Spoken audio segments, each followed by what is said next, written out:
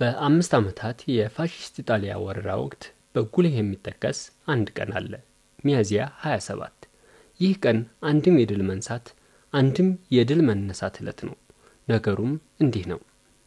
ከሚያዝያ 27 በፊት የህዳር 27 ዋዜ ማለት 1927 ፋሺስት ጣሊያን ላይ የአድዋን ቂም ወልውላ ወልወል ወይም ኦጋዴን ላይ ጸብ ክብሪት ጫረች።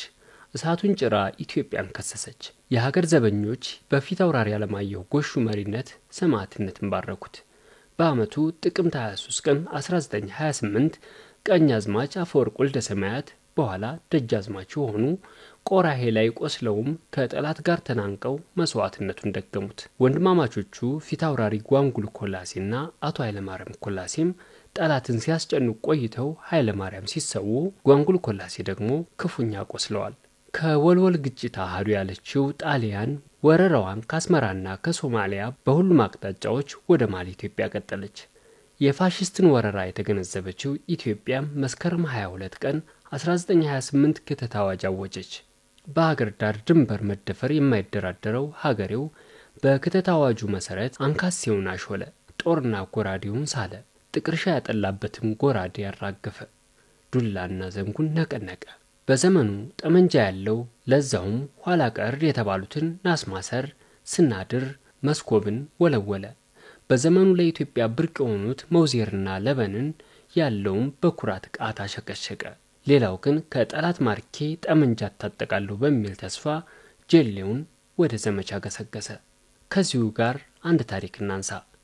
የሀገሬውን ወጣት ወኔና ጦረኝነት ዶክተር ሃሮልድ ናስትሮይም የተባለ ሐኪም የተደበቀው ማስታወሻ በሚል ባሳተመው መጽሐፍ ቀንጭቦ ማቅረብ ሁነቱን ይበልጥ ያስረዳል። በሽሬ ጦር ግንባር የዘመቱት ደጃዝማች አያሌው ብሩ ከሰራዊታቸው ውስጥ 1000 ሽመል የያዘ ታዳጊ ተመልክተው አስጠሩትና በዚህ በሚያምር ዱላ ምን ልታደርግበት ነው ሲሉት ነጭ ልገርልበት ነው ብሎ ይመልሳል። ደጃዝማቾቹ ተገርመው እንደሱ ማድረግ አትችልም፣ በምትኩ ጠመንጃ ልስጥህ አሉት። ወጣቱ ልጅ ግን የለም አመሰግናለሁ፣ ለአባቴ የማልኩለትን ቃል በኋላ ጣሊያን ገድዬ ጠመንጃውን ወስጄ አሳየዋለሁ፣ አለበለዚያ በዚህ የጦር ሜዳ ቀራለሁ በማለት እምቢተኛነቱን አሳይቷል። እናም በማይጨው፣ ተንቤን፣ አምባራዶም በሽሬ ጦር ግንባሮች የኢትዮጵያ ሰራዊት አድዋ ድልን ለመድገም ወደ ትግራይ ተራሮች አቀና። በደቡብና ምስራቅ ኢትዮጵያ በተለይም በተጠንቀቅ ፋሺስትን ወረራ ለመመከት ተጠናከረ። ጣሊያን ወደ ኢትዮጵያ ስትገባ የነበራት አቅምና የኢትዮጵያ አቅም ልዩነቱ የሰማይና ምድር ያህል የራቀ ነው። 782390 ጠመንጃ፣ መትረየስ 23251፣ ታንክና መኪና 25980፣ ጥይት ከ1,890,000 በላይ፣ 2600 መድፍ፣ 500 አውሮፕላን፣ የጭነት እንስሳት 162790፣ 7,800,000 የመድፍ ጥይት፣ 8,000 የሆስፒታል መርከቦች፣ ቁጥሩ ያልታወቀ የእጅና የአውሮፕላን ቦምብና መርዝ ይዛለች። በሰው ኃይል ረገድም 25,000 የጦር መኮንኖች፣ 509,700 እግረኛ ወታደሮች፣ 50,000 የመንገድ ሰራተኞች፣ 12,000 መምህራን፣ 3,000 ጋዜጠኞችና ቁጥራቸው ያልታወቁ ሰላዮች አሰማርታለች። በአንጻሩም በኢትዮጵያ ወገን የጦር ሰራዊቱ ቁጥር ጀሌውን ጨምሮ 700,000 ቢገመትም ልብስ የለበሰና መሳሪያ የታጠቀ ግን 25,000 ብቻ ሲሆን 200 መድፍ፣ 50 ጸረ አውሮፕላን፣ 3500 መትረየስ፣ 15 ትናንሽ አውሮፕላኖች ብቻ ይገመታል። ከውጭ ተገዝተው ጅቡቲ የደረሱ የጦር መሳሪያዎችና ጥይትም በኃያላኑ ሴራ ወደ ሀገር ቤት እንዳይገቡ ተደረገ። ሆለታ ገነት ጦር ትምህርት ቤት የሰለጠኑ ወጣት ጦር መኮንኖችም አዲስ አበባን ብቻ እንዲጠብቁ ተወሰነ። በዚህም ወደ ጦር ሜዳ የዘመተው ሰራዊት በመጀመሪያው ቀናት ጀብዱ ሰራ። በበርካታ አውደ ውጊያዎች ድልን አጣጣመ። በዘመናዊ የጦር መሳሪያዎች ጥቃት ቢደርስበትም ጠላትን ከማስጨነቅ አልተቆጠበም። በጦርነቱ ወቅት የግል ቂምና ጥላቻ ከሀገር ፍቅር መብለጡ የተረጋገጠበት ጊዜ ነው። ፋሺስት ኢትዮጵያን በወረረበት ወቅት ከቀዳማዊ ኃይለ ሥላሴ ጋር የተኳረፉ በርካቶች በንጉሱ ቢበደሉ ቢከፉና ቂም ቢቋጥሩም ቅሉ በሀገራቸው ያልጨከኑ የክፉ ቀን ልጆቿ በርካቶች ናቸው። ቆፍጣናው መኳንንት ደጃዝማች በየነ ወንድማገኝ ሊጋባው በየነ ቅድመ ወረራ በንጉሠ ነገሥቱ ከግርፋት እስከ እስራትና ግዞት በደል ያስተናገዱ ቢሆንም ጠላት የኢትዮጵያን ደጅ በወረረ ጊዜ ግን ጠመንጃቸውን ወልውለው በተንቤን ጦር ግንባር ተሰለፉ። አንዳንድ አዝማቾች ከንጉሠ ነገሥቱ ጋር ቢመለሱም ኩሩ መኳንንት ግን ጠላት ከፊቴ ተቀምጦ እንዴት እመለሳለሁ በማለት ከጠላት ፊት ለፊት በተንቤን ግንባራቸውን ለአረር ሰጥተው ተሰውተዋል። ገና ከጅምሩ ከንጉሠ ነገሥቱ ጋር ያልተጣጣሙት የአድዋው የጦር ገበሬ ደጃዝማች ባልቻ ሳፎ በጠላት ወረራ ጊዜ ዕድሜያቸው ቢጃችም ወኔያቸው ትኩስ ነበርና በ80 ዓመታቸው አዲስ አበባን ከጠላት ጎሮሮ ለመንጠቅ ጦር አዝምተው መስዋዕትነት ከፍለዋል። ልጅ ኢያሱን ከዙፋን በማውረድ ጀምሮ የቅርብ ዘመዳቸውን ራስ ጉግሳን ወሌን እስከ መውጋት ደርሰው ራስ ተፈሪን ወደ ንጉሠ ነገሥትነት እንዲመጡ ትልቅ ሚና የተጫወቱት ደጃዝማች አያሌው ብሩ ኃይለ ሥላሴ ከነገሱ በኋላ ራስ ተሰኝተው የበጌምድር ገዥ ለመሆን ሲጠባበቁ ተስፋቸው ከንቱ ሆነ። ጠላት በመጣ ጊዜ ለጣሊያን ይገባሉ ተብሎ የተሰጉት ደጃዝማች አያሌው 10,000 ጦር ይዘው በሽሬ ግንብ ላይ ለማዋል የሚጨክን ሰው በልብ ፋንታ ሰብአዊ ስሜት የሌለው አለት ድንጋይ የተፈጠረበት መሆን አለበት።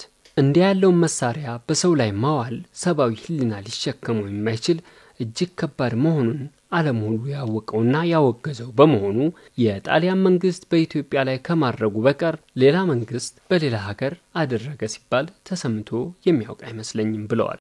ተከዜ ላይ የሆነውን አሰቃቂ ሆነ ሲገልጹም የተከዜ ውሃ መሻገሪያው ላይ ሰፊና ጸጥ ያለ ነው። ታዲያ ያ ሰፊ ውሃ ገና ከሩቅ ሲያዩት ቀይ ቀለም በከባዱ የተበጠበጠበት ይመስላል። መሻገሪያው በቁሙም በወርዱም ከዳር እስከ ዳር ሬሳ ሞልቶበት የዚያ ሬሳ ደምና ፈርስ ነው። የሰው ሬሳ፣ የበቅሎ ሬሳ፣ የአህያ ሬሳ፣ የአውሬ ሬሳ ብቻ።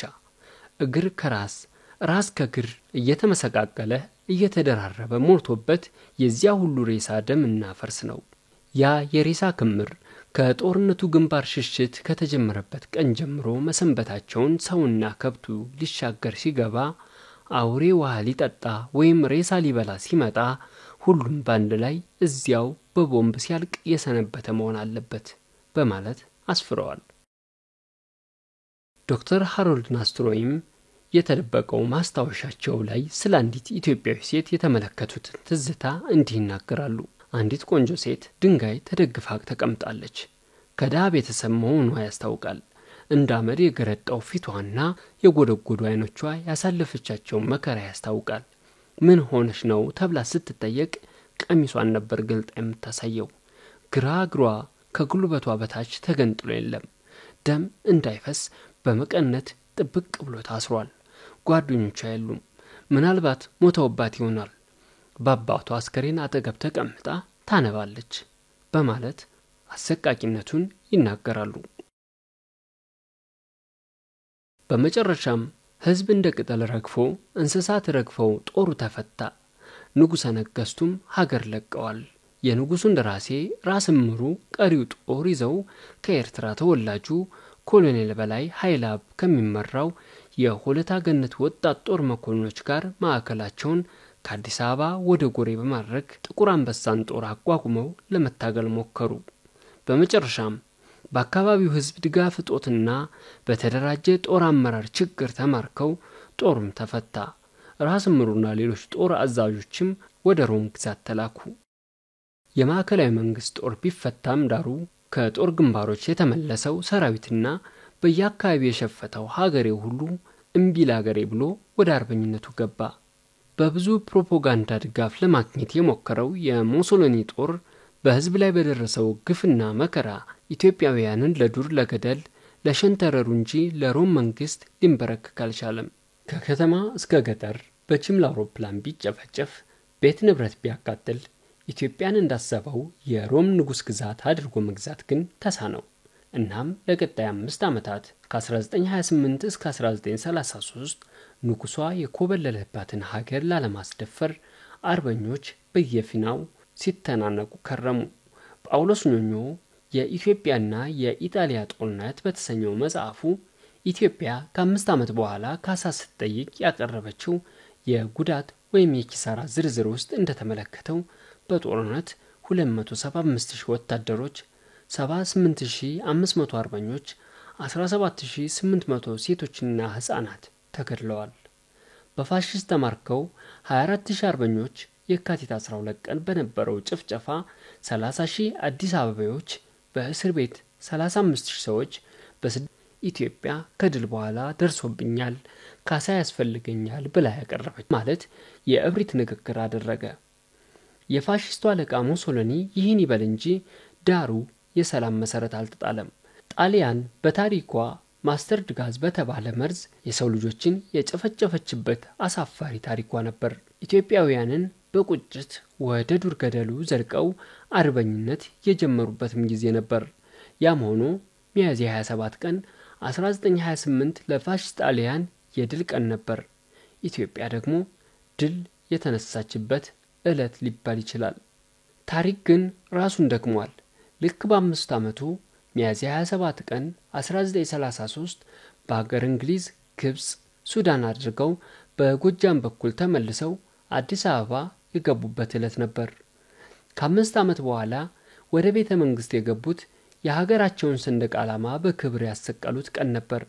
ቀዳማዊ ኃይለ ሥላሴ ሕይወቴና የኢትዮጵያ እርምጃ በተሰኘው መጽሐፋቸው እንዳሰፈሩት ፍቼ ሰንብተው ሚያዝያ 27 ቀን 1933 እንጦጦ የደረሱት በማለዳው ነበር። ህዝቡን ለኛ ያለውን ፍቅር የገለጸበት ሁኔታ ባየን ጊዜ እንባችንን መቆጣጠር አልቻልንም።